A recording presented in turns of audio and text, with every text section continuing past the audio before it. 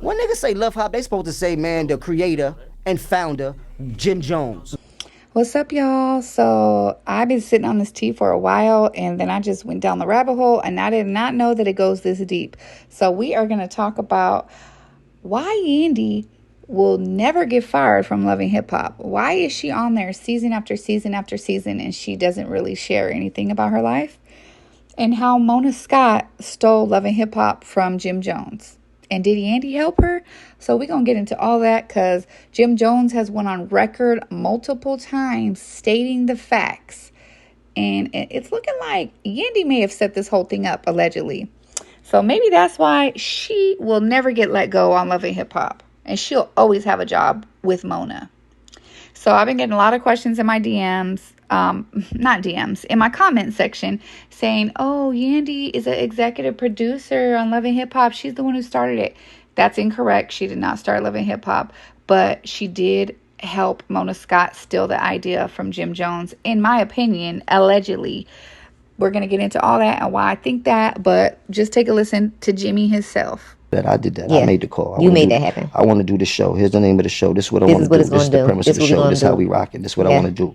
You heard? And then they went from New York, Atlanta, LA, to Hollywood, Zimbabwe, to the UK. Everybody get a love hip hop. So I'm not mad. I did something that can't be taken from me. You heard? Yeah. You dig? No matter who got the money from it and all that, at the end of the day, they can't say they created that. Yeah, you did. You heard? No matter how many accolades they get in their heart, it's not theirs. You heard?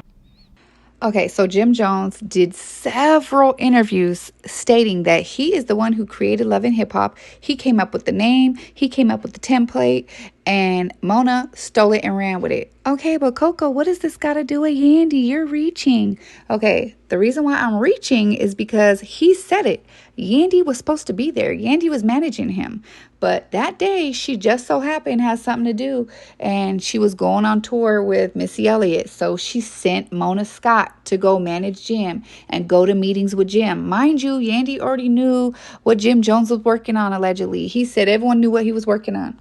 But don't believe me, y'all. Just keep listening to Jim. But she came in at a position of management when Yandy had to go do something else, and we were in the office, and she knowing what I created and seeing everything that's going on business-wise, and her knowing I was so hot-headed and so moving so fast at the time, she didn't hit me the game like, you need to sit down and really take control and put everything in your name for what you've created and shit like that. And instead, she turned around and took that power upon herself to put everything in her name. Okay, when he says she, he's talking about Mona. They asked him about Mona. He said, she came in to sit down and manage me for the day because Yandy has something to do.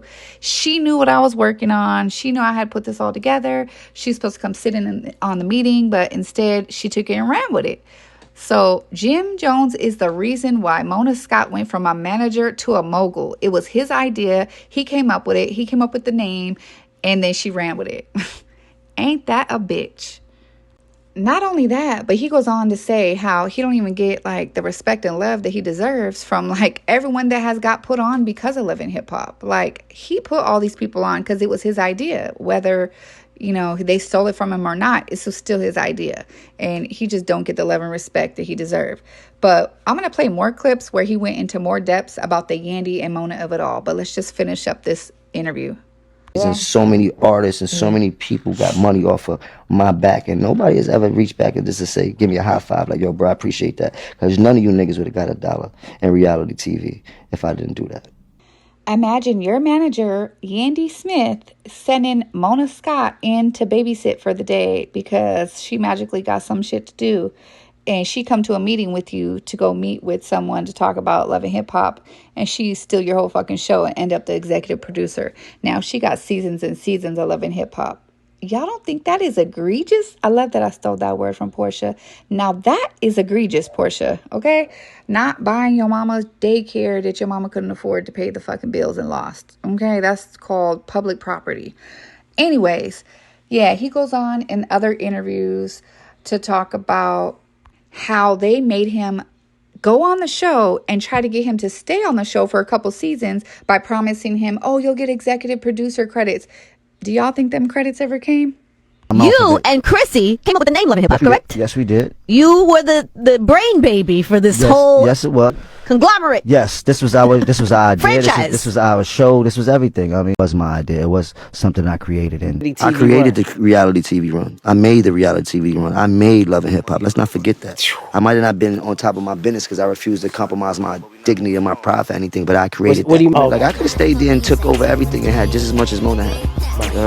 But, you know, you live and you learn shit like that. But I created that. I made that with my hands. Them words, Love and Hip Hop, came out of my mouth. The papers I signed, everything. And it had nothing to do with Mona. Mona was just smart enough to know how to get in with the business. And this is where the beef stemmed from Jim Jones. When he was blasting her online back in the day, do you remember? It was all over Media Takeout, all over the Instagram, all over everything. He was like, somebody tell this fat Miss Piggy Dyke, pea-eating homo, having baby father, keep my name out her. Pea-eating mouth, at Moma Scott, young, for I make mama slap. Slap you with a box of Twinkies. Or I beat her at-home husband, punk hoe ass up, laugh out loud. And that would be for free. I think what he's trying to say, because it's a whole bunch of fucking parentheses. I don't know what's going on. I'll take that lawsuit on like a champ. Play with me. P.S. You should be thanking my... I don't know what it is. It's in the parentheses. I saved your life. Other than that, you was doing bad and looking bad. Oh, cigarette mouth, wouldn't F you with the neighbors, D. Hope you got some brothers or nephews that love you, so I have a reason to scrap. So if y'all was wondering why he was dogging her out like this back in the day, this is why. But let's keep going. But y'all should thank me. I created this whole reality lane for all of our people to eat. And nobody give me a high five when I see y'all in the street. And half of y'all still pop, so look what you did with your opportunity. Jim confirmed again that he is the one who created them words, Love and Hip Hop. He created the show, and he let Mona run with it, you know, because he wasn't smart enough. He let her outsmart her. This is in his words, that, you know, she came, stole the whole play, and ran with it. And he could have stayed and played their little game, he said, but I don't think they would have gave you your credit, Jim. They were telling you, oh, you can stay on the show, blah, blah, blah, blah, blah. You know, we'll give you executive producer. But they were just playing with you. They were just using you for your likeness. They wanted you to stay on the show and play the game. They were never going to give you what was yours, because it should have been yours from the beginning. You should have fucking sued her. That's what you should have did. Okay, but I want y'all to hear this last interview where he mentions Yandy again. This is a whole nother interview where he mentions Yandy again. And is this why Chrissy hates her so much? Because I would personally can't stand her if she did this to me and my man. Because he said Love and Hip Hop was him and Chrissy's idea. And Chrissy couldn't go that day. I guess Yandy has something to do. So she sent Mona. So it wouldn't be that far-fetched to believe that she sent Mona and already put her up on game. That's what snakes do when they about to hustle you out some shit. Y'all seen White Man Can't Jump? They tell you, okay, look, girl, I can't make it today, but you gonna go in there and you gonna listen to the play and you gonna steal it because I don't want to be involved. I could see little blue-eyed, green-eyed devil Yandy doing this shit. He ain't said it out his mouth, but I'm saying it.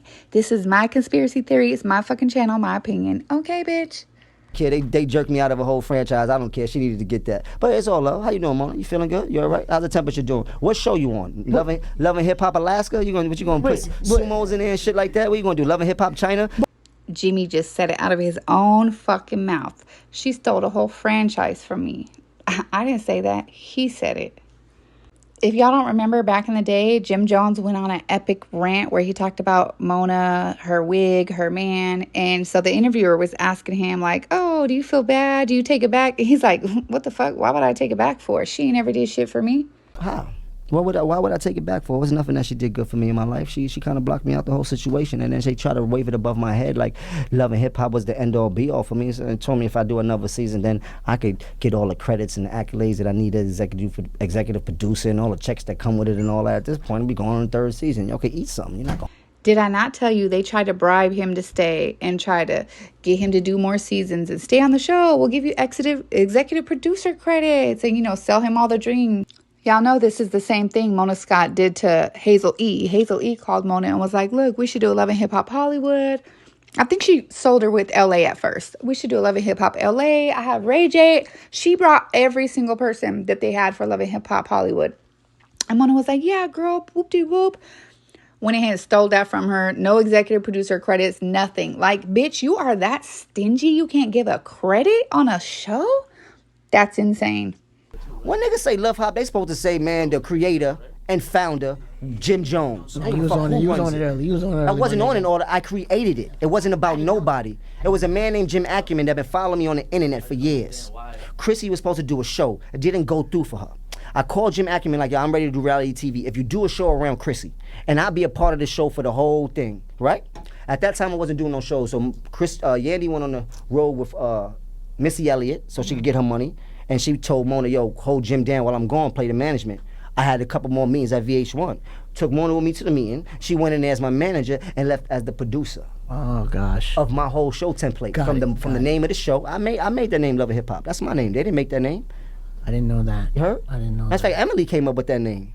I didn't know that. You heard? Like that was our whole template. It was supposed to be about the wives and the girlfriends of hip hop stars, starting with Chrissy, and Chrissy's friend was Emily, and it was built around that. Even though we know Fab wasn't going to be on television, which it was was supposed the to be heart at that. of the. But, man, how you doing, Mona? Drop it like it's. Send me a check. You and Stevens, drop it like it's out of something. Send me a check or something. It's good. Okay, y'all. Now y'all heard all the facts. Ben was in talks with some guy named Ackerman. Ben was talking about making the show Love and Hip Hop. He came up with the name. He came up with what the show was going to be about. And it just so happened the day that Yandy was supposed to go to a meeting with him, she sent Mona in her place. And Mona ended up stealing the whole deal.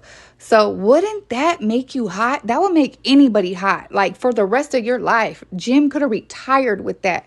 Mona ain't did nothing since but produce shows ever since she got this idea from Jim. That's a cold fucking game. And that's why they say Hollywood is Holly weird. You can't trust nobody in this business. And if y'all think for 1 second that y'all would put that past Yandy, like I said, this is just my conspiracy theory, but I would forever look at her side eye. Like, what made you all of a sudden not come that day? What made you send Mona? Like, and then on top of that, you stay on Love and Hip Hop with no fucking storyline? Why does she keep you employed? That don't make y'all think. Put two and two together. Why does Yandy get to stay on Love and Hip Hop? They done flew her to New York, Miami, fucking Atlanta. No matter where they go, they'll bring Yandy. Why? So if y'all don't know how Yandy even got in Jim Jones' life, it was through Mona. So she was an assistant of Mona, and that's how Jim Jones got her. So he said, this is what Jim Jones said. I'll take a stab at it. Seeing a bright young girl, talking about Yandy, I thought they could help me out. I really took a stab at it because she was working for Mona, and they was running G-Unit at the time, and she was very impressionable. So I snatched her so I could use Mona's Rolodex because she was Mona's assistant. And I could keep her close. And she's a girl. I always like girls because in this game it's easy to get my point across, and having a girl with smarts and a fat ass, it kind of worked. Look where she at now. Okay, Jimmy, we're not going to even address the fat ass, okay? But anyways, when they asked him where they at now, where's he at with Mona and Yandy, he said he ain't fucking with them. When it comes to Mona, he said she does her thing. She's definitely an evil bitch. But that's a whole other story. Okay, but listen to what he say about Yandy. I don't make amends with people. I make enemies with. It's a wrap.